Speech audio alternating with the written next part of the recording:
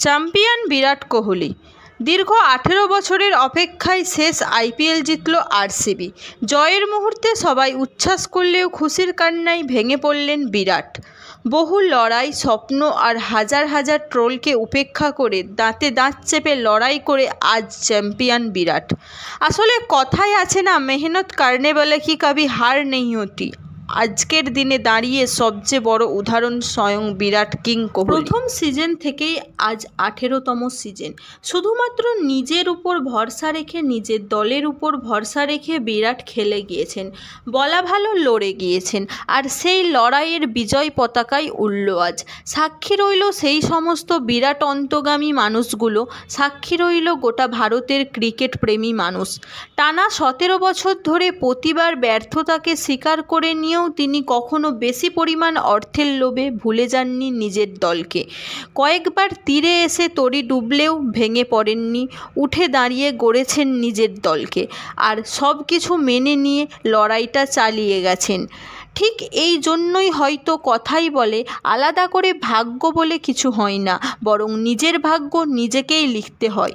পরিশ্রম করে সৎভাবে এগিয়ে নিয়ে যেতে হয়। আর ঠিক সেটাই করলেন বিরাট কোহলি। আর তাই নরেন্দ্র মোদী স্টেডিয়ামে ভিজে গেল বিরাট কোহলির চোখের জল। চোখের জলের অংশীদার হলেন আরসিবি এর সমর্থকরা। তবে এ চোখের জল দুঃখের না, বরং আনন্দের।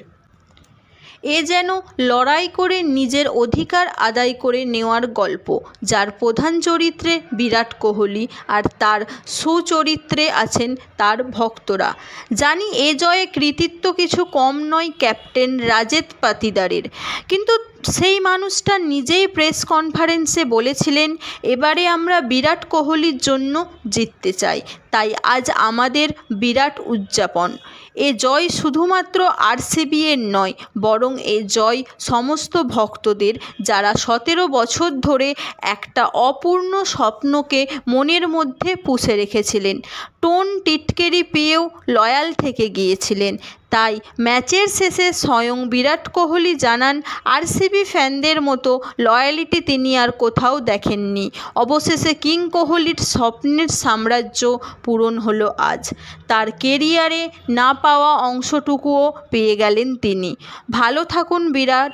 আপনার এই জিতে যাওয়ার গল্প স্বর্ণাকারে লেখা থাকবে ভারতবাসীর মনে, লেখা থাকবে ক্রিকেটের ইতিহাসের অধ্যায়ে।